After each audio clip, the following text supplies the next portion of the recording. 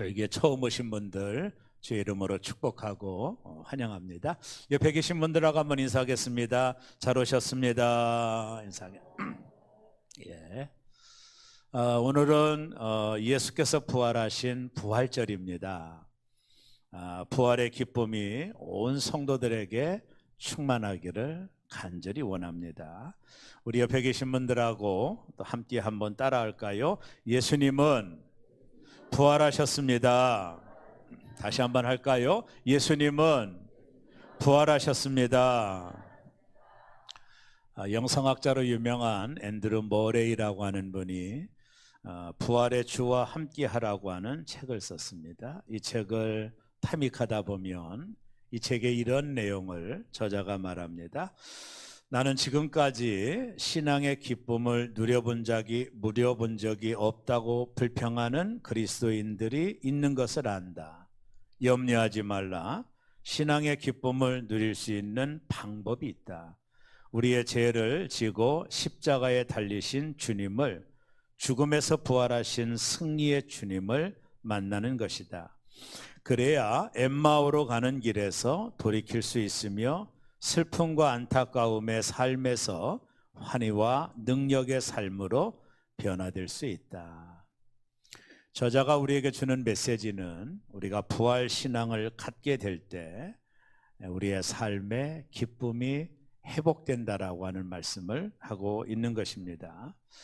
오늘 이 자리에 참석한 여러분들은 무엇 때문에 인생의 어려움을 겪나요? 무엇 때문에 인생의 절망 가운데 처해 있나요? 오늘 이 예배 가운데 저와 여러분들이 확실히 부활의 주님을 만나고 우리의 삶의 회복에 역사가 있기를 주의 이름으로 원합니다.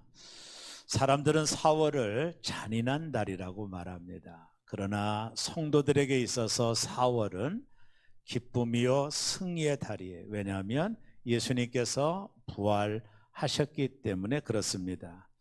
예수님은 무덤에 머물지 않으셨어요.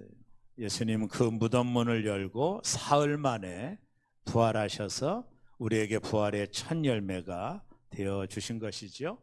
오늘 이 예배 가운데 여러분과 제가 이 부활의 주님을 확실하게 만나고 오늘 예배당을 나서야 됩니다. 그래서 오늘 제가 여러분에게 주는 이 도전의 말씀을 가슴에 새기시고 부활의 주님을 만나고 돌아가는 이 아침 됐으면 참 좋겠습니다.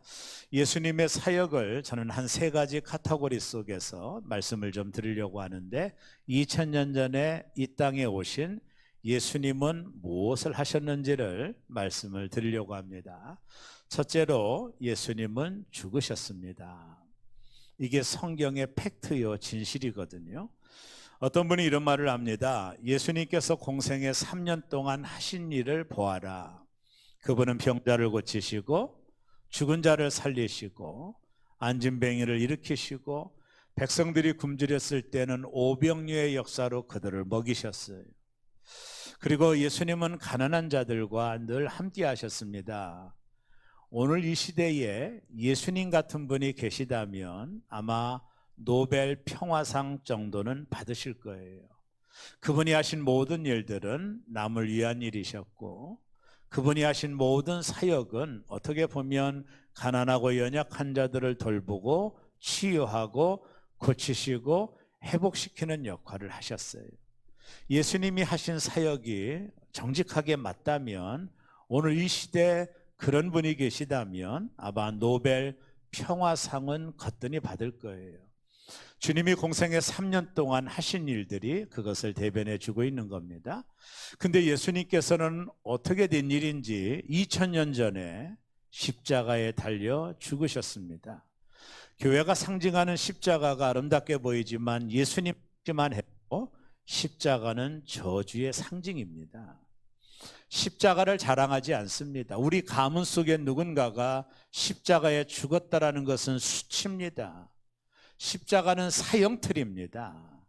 그러기에 십자가는 자랑이 될 수가 없어요. 숨기고 싶은 것입니다.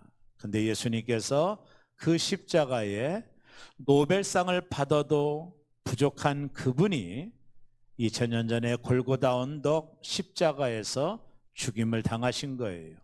성경은 왜 그분이 죽었는지를 명확하게 말씀하는데 그것은 모든 사람의 죄를 위하여 죽으셨다라는 거예요. 저와 여러분을 위하여 예수님이 십자가에 달려 죽지 않아도 될 분이 십자가에 달려 죽으셨다라는 거예요. 예수님이 죽으신 이유는 죄의 싹은 사망이기 때문에 그렇다. 죄는 반드시 죽어야 돼요. 하나님이 정한 법입니다. 죽지 않고는 안 되는 것이 죄의 결과입니다. 그래서 예수님이 우리의 모든 죄를 담당하시고 십자가에 달려 죽으신 것입니다. 하나님이 에덴 동산을 만드시고 사람을 지으셨죠. 그리고 그 코에 생기를 불어넣어 생명 있는 사람이 됐어요. 근데 하나님이 인간에게 명령하신 것이 하나 있는데 선악을 알게 하는 나무의 열매를 먹으면 안 된다라는 거예요. 너희가 그 다른 모든 나무의 열매는 먹되 선악과를 먹으면 반드시 죽을 것이다. 주님이 말씀, 하나님이 명령하셨어요. 근데 인간은 사단의 꼬임에 넘어가 선악과를 따먹어 버렸습니다.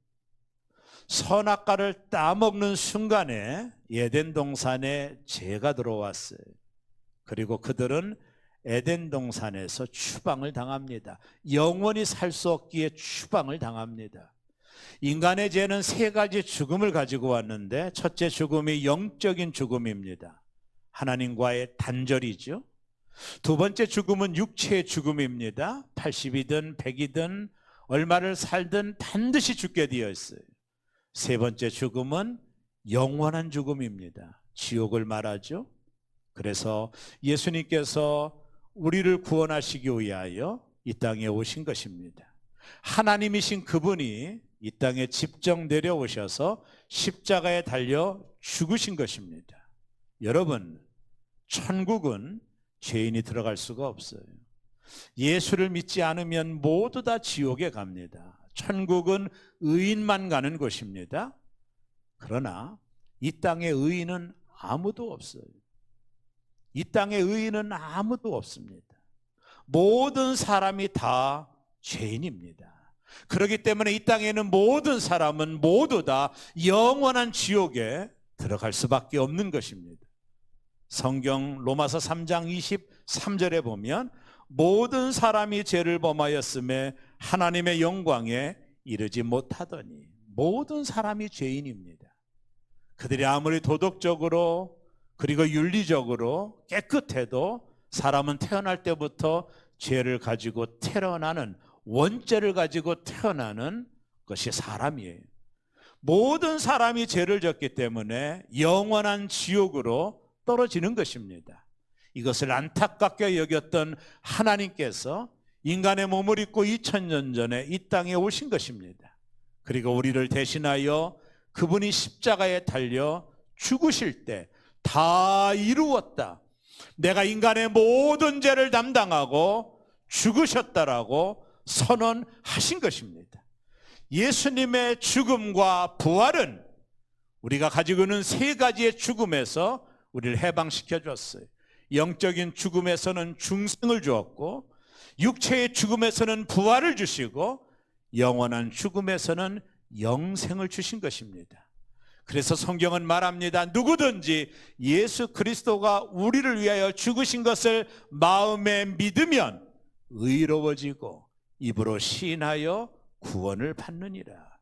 예수 그리스도가 나를 대신하여 십자가에 달려 죽으신 사실을 마음에 믿으면 의로워지는 것입니다. 제가 모두에 말했죠. 천국은 누가 간다고요? 의인만 가는 것입니다.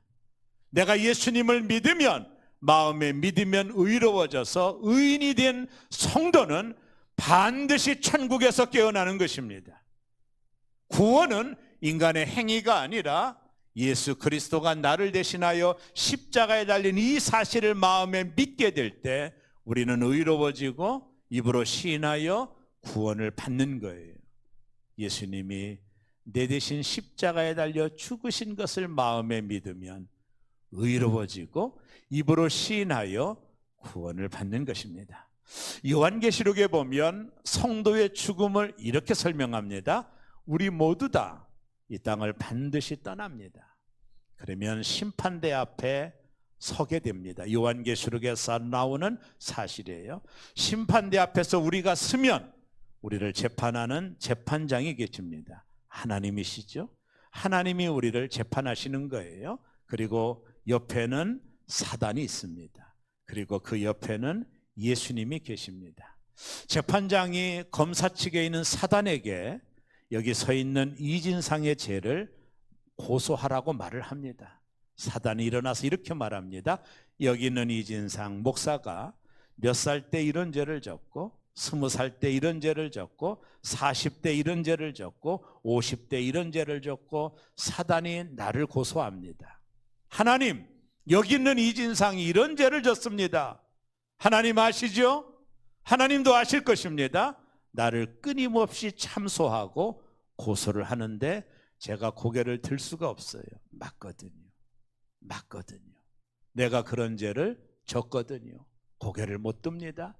그때 예수님이 조용하게 일어나십니다. 하나님 맞습니다.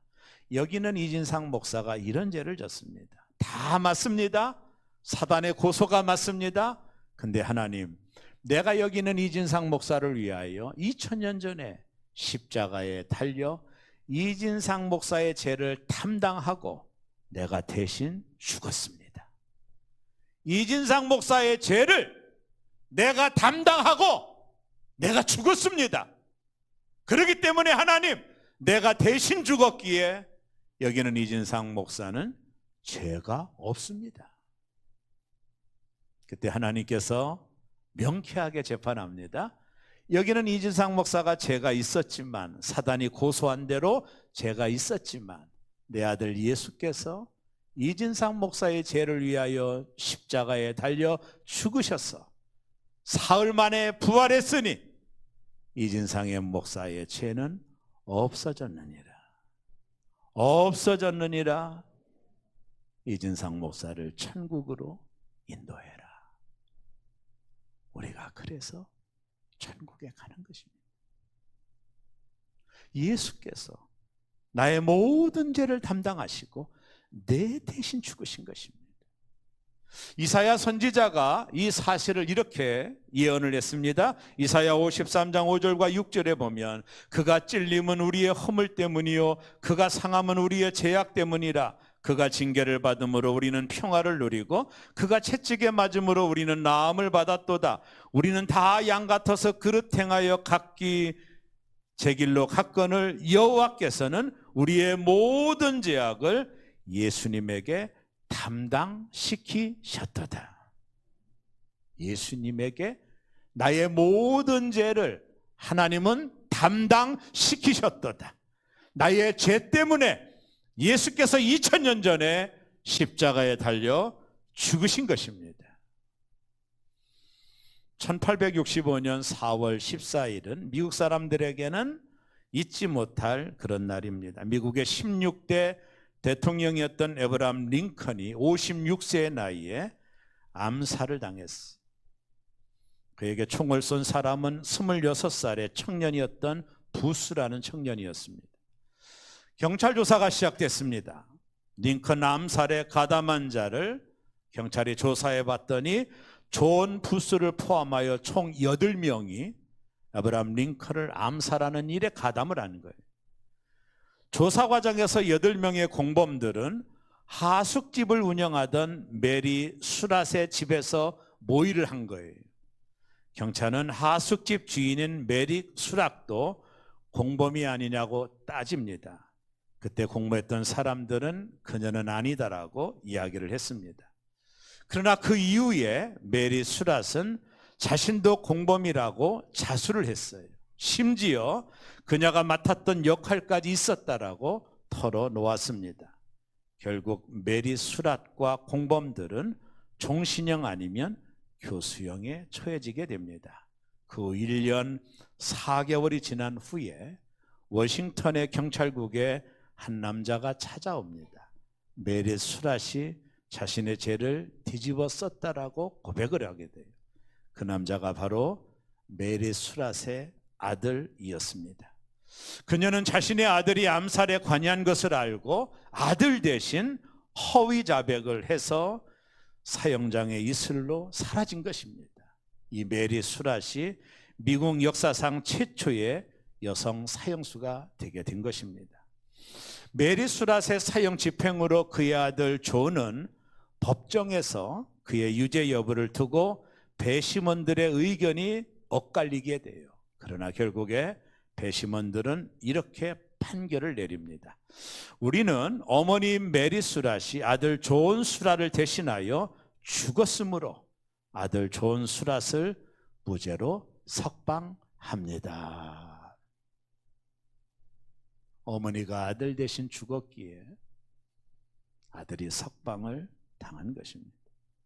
예수님은 우리를 대신하여 십자가에 죽으신 것입니다. 내가 죽어야 했던 그 자리에 예수님이 죽으신 것입니다. 이 사실을 마음으로 믿어 의로워지고 입으로 시인하여 구원을 받는 것입니다. 구원은 하나님이 하신 일입니다. 그래서 완벽한 것입니다. 저와 여러분이 죄인 되었을 때 이미 예수님은 십자가에 우리를 대신하여 죽으신 것입니다. 오늘 이 밤에 저와 여러분이 이 땅을 떠나게 될 때 우리는 반드시 영원한 천국에서 깨어나게 될 것입니다. 예수님이 내 대신 죽으신 것입니다. 두 번째, 예수님은 살아나신 것입니다. 예수님은 우리의 죄 때문에 죽으셨고 거기서 끝났다면 기독교는 퍼포먼스로 끝났을 것입니다. 그리고 예수 믿는 사람들은 세상에서 가장 어리석은 자가 되었을 거예요. 그래서 바울이 고린도전서 15장이 부활장인데 15장 17절에서 이렇게 말합니다. 그리스도께서 다시 살아나신 일이 없으면 너희의 믿음도 헛되고 너희가 여전히 죄 가운데 있을 것이에요. 예수님의 부활이 없다면 그분이 한 모든 이야기는 거짓이 되고 맙니다. 예수님의 부활이 없다면 우리의 믿음도 헛것이 되어버리고 말합니다. 예수님의 부활이 없다면 여전히 우리는 죄 가운데 있을 것입니다. 그러나 예수님은 죽으신 지 사흘 만에 다시 살아나신 거예요. 예수님은 무덤에 갇혀 있지 않으셨습니다. 죽음은 예수를 가둘 수가 없었어요.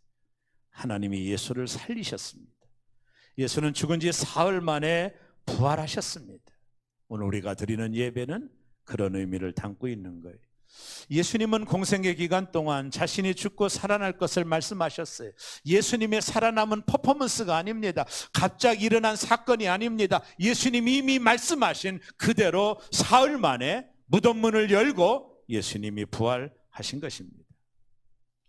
1987년 4월 중국의 샨시성 법문사에서 석가모니의 4cm 크기의 손가락 뼈가 발견된 적이 있어요. 불교 국가들이 야단이 났습니다. 석가모니의 뼈가 발견됐다고. 그래서 이 법문사는 성지순례지가 됐어요. 불교를 믿는 사람들이 이곳을 방문하여 석가모니의 4cm 손가락 뼈 앞에 절을 합니다. 석가모니를 숭배합니다. 그에게 경배를 드립니다. 4cm 뼈 앞에 사람들이 절을 하고 경배를 드리는 겁니다. 우리 기독교는 빈 무덤입니다. 예수님은 시신을 남기지 않았습니다. 살아나셨기 때문입니다. 우리는 살아나신 예수님을 믿는 종교입니다. 어떤 분이 이렇게 말했습니다. 만약 누군가가 예수의 뼈 하나라도 발견한다면 기독교는 산산조각이 나고 말 것이다. 기독교는 죽은 자를 믿는 종교가 아니라 산 자를 믿는 종교입니다. 말레이시아라고 하는 나라는 이슬람 국가예요. 마호메트를 믿는 이슬람 국가입니다. 96% 정도가 이슬람을 믿어요. 이 말레이시아 나라에 5손가락 안에 들어가는 유력한 인사가 있었어요. 이게 언론에 나온 이야기인데요. 이 사람은 말레이시아를 통치하는 5명 중에 하나인 유력한 사람이에요. 이 사람이 어느 날 사우디아라비아에 있는 그 마호메트 무덤을 참배하기 위하여 메카라고 그러죠. 사우디아라비아를 방문하게 됩니다. 비행기를 타고 사우디아라비아의 공항에 내립니다. 그리고 택시를 잡았어요. 30대 먹은 택시 운전사에게 메카로 가자고 그랬어요. 마호메트가 묻혀있는 무덤이 있는 메카로 가자고 그랬어요. 가만히 유심히 보니 택시기사가 30대 청년 정도 보이는데 얼굴에는 수염이 이렇게 나 있는 거예요. 유심히 봤어요. 가면 되는데 이 택시기사가 이렇게 말을 했습니다. 선생님, 왜 죽은 자의 무덤을 찾아가세요? 뜻하지 않은 이야기를 들어. 왜 죽은 자의 무덤을 찾아가세요? 무덤 없이 부활하신 예수님을 믿어야지요. 너무나도 놀란 거예요. 자기는 마호메트를 믿는데, 이게 사우디아라비아도 이슬람 국가인데 어떻게 택시기사가 이런 말을 할 수 있나 너무 놀란 거예요. 깜짝 놀랐습니다. 이슬람 국가에서 택시기사가 이렇게 말할 수 있나. 내리려고 할 때 또 청년이 말합니다. 무덤을 남긴 사람을 믿지 말고 무덤이 없으신 예수님을 믿어야죠. 또 충격을 받았어요. 화가 났습니다. 그래하여 사우디아라비아의 종교경찰, 다른 종교를 개종할 때 추방하거나 모든 직장을 빼앗는 역할을 하는 종교경찰이 있는데 그 종교경찰을 찾아갔어요. 그리고 말합니다.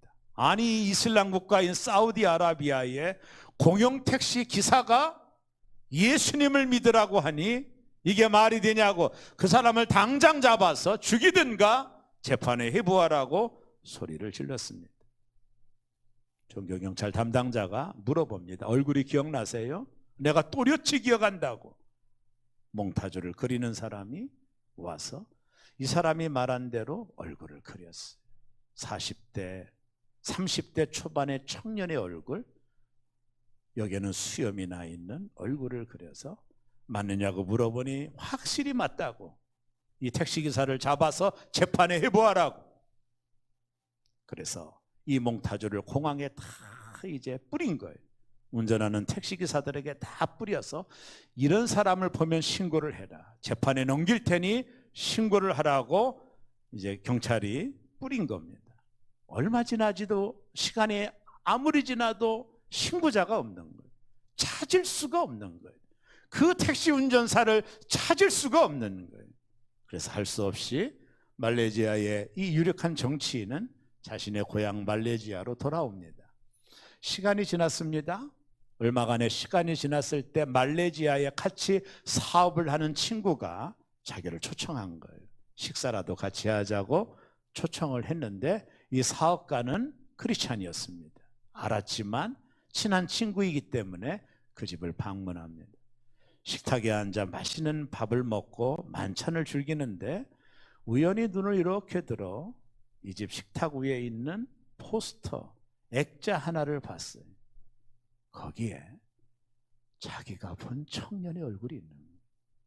아니 친구, 이놈이 누군지 알아?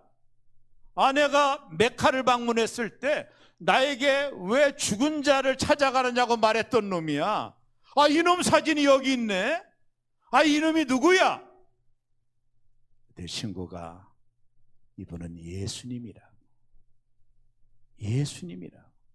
어떻게 된 일이냐고 자초지정을 얘기하니 이 크리스찬 친구가 하나님이 이 친구에게 은혜를 줬다는 걸 깨닫게 된 거예요.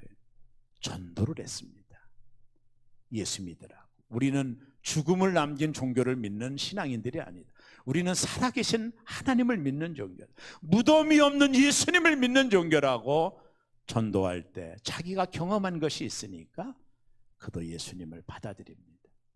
종교재판이 열렸네요. 언론이 떠들어댑니다. 말레이시아가 들썩들썩할 정도로 언론이 방송을 해요. 재판장이 묻습니다. 당신은 말레이시아의 유력한 정치인이고 리더십을 가진 자가 어찌 무슬림을 버리고 이슬람을 버리고 예수를 믿을 수 있느냐고 재판을 했습니다. TV에 생중계로 방송이 됐어요. 그가 말합니다. 내가 이런 일이 있었다고. 그 액자에 그분, 내가 사우디 공항에서 만난 분이라. 어찌 내가 예수님을 안 믿을 수 있겠느냐고. 재판장은 무죄로 판정을 내렸어요. 이게 실제로 있었던 말레이시아의 유명한 사건이었어요. 다른 모든 종교는 무덤이 있어요. 이분이 예수님을 만난 거였죠. 여러분, 공자의 무덤이 얼마나 화려합니까? 거기서 사람들이 경배합니다. 석가모니의 무덤은 얼마나 또 화려합니까? 거기서 예배하고 경배합니다. 마호메트의 무덤은 얼마나 화려합니까? 메카는 수억 명의 사람들이 방문하여 경배합니다. 예수님의 무덤은 없습니다. 우리는 죽은 자를 믿는 종교가 아닙니다. 무덤을 남긴 자를 믿는 종교가 아닙니다. 우리는 살아나신 예수 그리스도를 믿는 종교인 것입니다. 예수님이 이렇게 말씀하셨어요. 고린도전서 15장 20절에 보면 바울의 말인데요. 그러나 이제 그리스도께서 죽은 자 가운데서 다시 살아나사 잠자는 자들의 첫 열매가 되셨도다. 예수님의 부활은 첫 열매입니다. 첫 열매라는 말을 주목해 보세요. 첫 열매는 구약의 제사법을 의미하는 거예요. 이스라엘에는 반드시 지켜야 할 세 가지 절기가 있었어요. 하나가 유월절, 맥추절, 수장절입니다. 이 모든 것은 예수님을 대표하는 절기입니다. 이스라엘 사람들은 유월절 사흘 후에 그들은 첫 열매를 하나님께 드려 제사를 지냈던 거예요. 첫 열매를 드림은 모든 열매를 드림을 의미하는 것입니다. 마치 11조를 드림과 똑같은 것입니다. 예수님은 유월절에 죽으시고 사흘 후에 살아나신 거예요. 즉 부활의 첫 열매가 되신 것입니다. 첫 열매란 예수님과 연합된 하나님의 자녀들이 모두 다 예수님처럼 부활에 참여한다라는 것을 의미하는 것입니다. 예수님은 우리 모두를 대신하여 부활의 첫 열매가 되신 것입니다. 자신을 하나님 앞에 드린 거예요. 그러므로 예수와 연합된 성도들이 모두 다 이 부활에 참여하게 됨을 선포하신 것입니다. 첫 열매가 있으면 반드시 다음 열매를 맺기 때문에 그런 것입니다. 예수님은 부활의 첫 열매가 되시고 저와 여러분들에게 그 다음 열매를 맺기 위하여 우리에게 부활을 선물로 주신 것입니다. 마지막 세 번째, 예수님은 보이시고입니다. 예수께서 죽은 지 사흘 만에 살아나셨어요. 그리고 사람들에게 직접 보이셨는데 가장 먼저 보인 사람은 막달라 마리아입니다. 이는 7 귀신 들렸다가 고침받은 여인이었어요. 이 여인에게 예수님이 처음으로 부활하셔서 보이셨는데 마가복음 16장 9절에 이렇게 말합니다. 예수께서 안식 후 첫날 이른 아침에 살아나신 후 전에 7 귀신을 쫓아내어 주신 막달라 마리아에게 먼저 보이시고 예수님은 무덤을 찾아온 막달라 마리아에게 자신을 보이셨습니다. 부활의 몸을 보여주셨어요.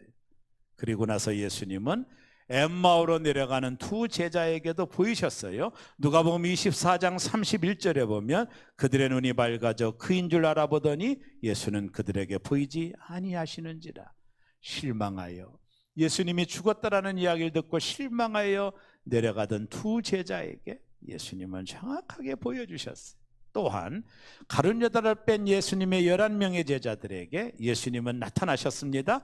마가복음 16장 14절에 보면 그 후에 11제자가 음식 먹을 때에 예수께서 그들에게 나타나사 그들의 믿음 없는 것과 마음이 완악한 것을 꾸짖으시니 이는 자기가 살아난 것을 본 자들의 말을 믿지 아니함일라라. 11명의 제자들이 문을 잠고 있었는데 호련히 그들 가운데 예수님이 나타나셔서 당신의 부활의 몸을 보여주셨습니다.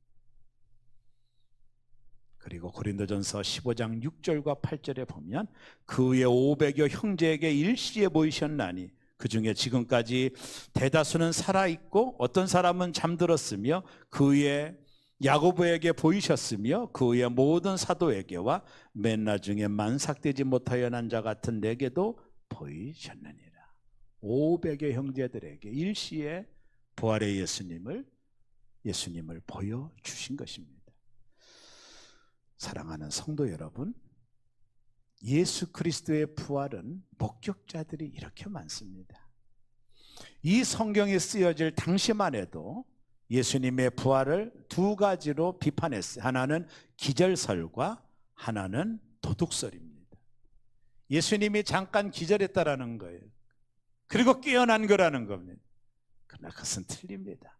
예수님 십자가의 마지막 죽으실 때 죽음을 확인하기 위하여 로마 군병이 옆구리에 창을 찔러 물과 피를 쏟아냈습니다. 죽음을 확인한 겁니다. 확인 사살을 한 것입니다. 죽으신 것입니다. 예수님의 시신을 훔쳐갔다, 그것도 거짓말입니다. 예수 그리스도는 죽은 지 사흘 만에 살아나시고 당신의 사람들에게 보이셨습니다. 그를 본 자들이 너무나도 많이 있는 것입니다.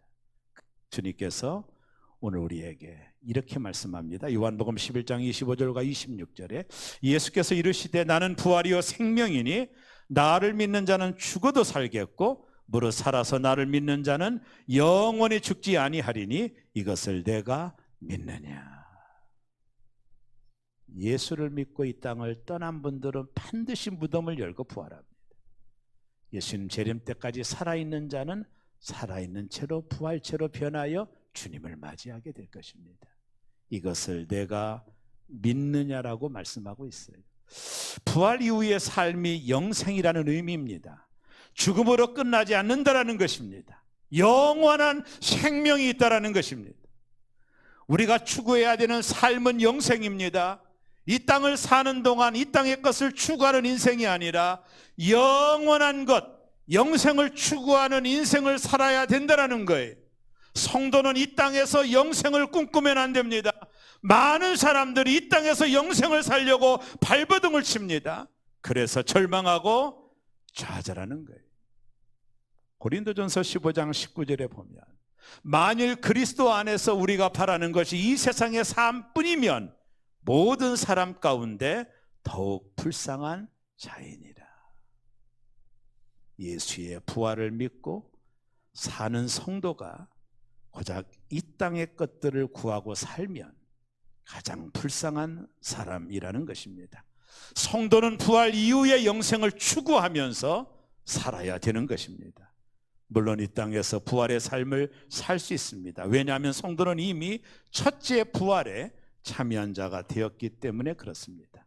에베소서 2장 5절에 보면 허물로 죽은 우리를 그리스도와 함께 살리셨고 예수께서 내 죄를 위해 죽으시고 사흘 만에 부활하신 것을 믿게 될 때 우리는 예수와 함께 죽고 예수와 함께 살아난 자가 된 것입니다. 이것이 하나님이 우리에게 주신 은혜요, 우리가 이것을 첫 번째 부활이라고 말하는 것입니다. 우리는 예수님을 믿음으로 영접할 때 성도는 첫 번째 부활에 동참하게 되고, 그리고 영적으로 부활된 몸으로 두 번째 부활, 예수님이 이 땅에 재림하실 때 임하는 둘째 부활을 기다리며 살아가는 자가 성도들인 것입니다. 이미와 아직 사이를 살아가는 것입니다.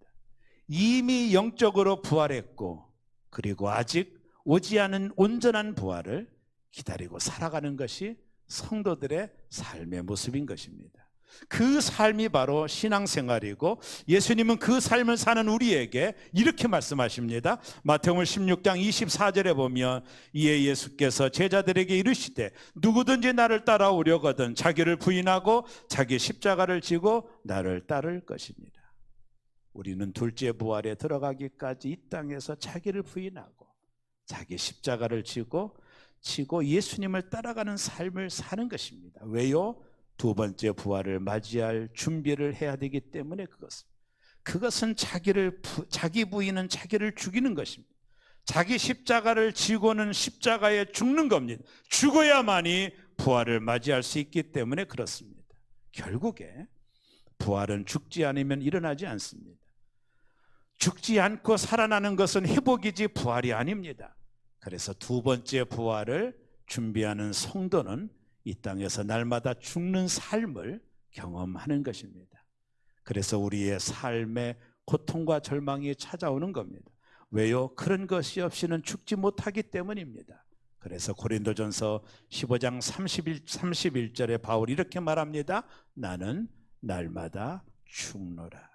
왜요? 죽지 않으면 부활에 이를 수 없기 때문에 그렇습니다. 초대교회 성도들을 보세요.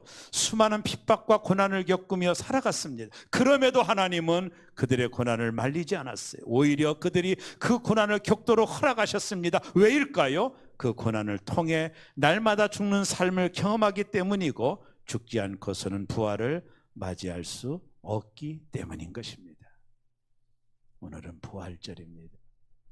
예수님이 죽으시고 살아나시고 보이셨습니다. 우리는 그 첫 번째 주님의 부활에 동참한 자가 된 것입니다. 이제 완전한 두 번째 부활을 준비하고 있는 것입니다. 그것이 성도들의 신앙생활입니다. 오늘 예수님께서 부활하신 주님이 우리에게 말씀합니다. 새로운 교회 성도들에게 이르노니 나는 부활이요 생명이니 나를 믿는 자는 죽어도 살겠고 무릇 살아서 나를 믿는 자는 영원히 죽지 아니하리니 이것을 새로운 교회 성도들아 믿느냐? 믿느냐? 믿느냐? 아멘. 예수님 믿습니다. 아멘. 나를 믿는 자는 죽어도 살겠고 살아서 나를 믿는 자는 영원히 죽지 아니하리니 이것을 내가 믿느냐? 아멘. 믿습니다. 예수님은 살아나셨습니다. 아멘. 예수님의 부활은 나의 부활입니다. 아멘. 아멘. 기도하겠습니다.